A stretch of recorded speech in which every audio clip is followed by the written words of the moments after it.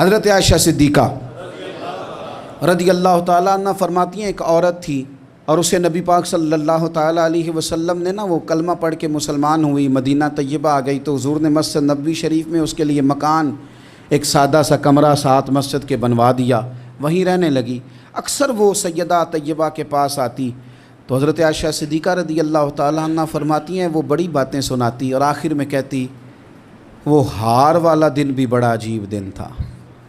اور میرے رب کی قدرتوں کا دن تھا، وہ بھی بڑا عجیب دن تھا۔ سیدہ عائشہ صدیقہ رضی اللہ تعالیٰ عنہ ایک دن فرمانے لگی کہ تو ہار والے دن کا بڑا ذکر کرتی ہے، وہ کیا دن تھا؟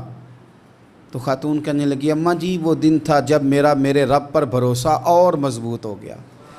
جس دن میرا اپنے رب پر توکل اور بڑھا، میرے ایمان میں یقین میں اور پختگی آئی۔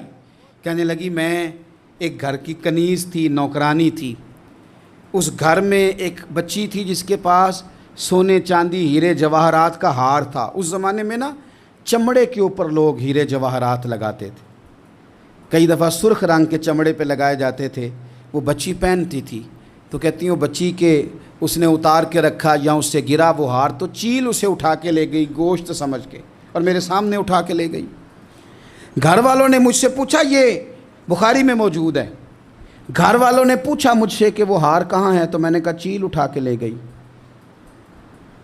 گھر میں کچھ چوری ہو جائے تو سب سے پہلا الزام کس پہ لگتا ہے؟ ملازمین پہ۔ کہتے انہوں نے مجھے بڑا مارا، بڑی تکلیف تھی، حتیٰ کہ میری شرمگاہ تک کی تلاشی لی،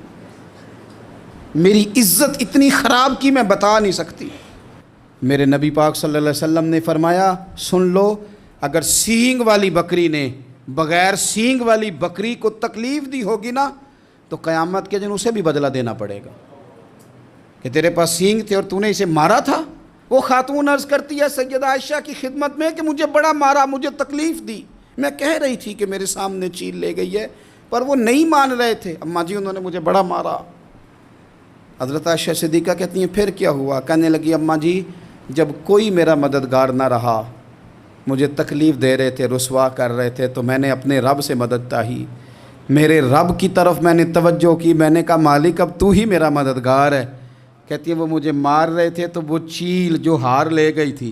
وہی لے کے واپس آ گئی اور ہمارے سروں کے قریب لا کے اس نے جب اس ہار کو پھینکا وہ مجھے چھوڑ کے سائیڈ پہ ہوئے، وہ میری بے گناہی جان گئے، لیکن آپ کو بتاؤں اس دن سے میرا اپنے رب پر یقین اور بڑھ گیا۔ مجھے سمجھ آ گئی کہ جب انسان پورا ٹوٹ جاتا ہے اور جب کوئی چاروں جانب اس کا مددگار نہیں ہوتا تو رب تو ہوتا ہے نا، اللہ تو اس کا مددگار ہوتا ہے نا، وہ تو پھر اپنے اس بندے کی مدد کرتا ہے نا، پھر وہ تو توانائی دیتا ہے نا، وہ تنہا نہیں چھوڑتا، وہ تو آنسوؤں والوں کے آنسوؤں پہ بڑا کرم فرماتا ہے، وہ تو قسم پرسی میں آ جاتا ہے، اس کی رحمت بڑھ کے استقبال کر لیتی۔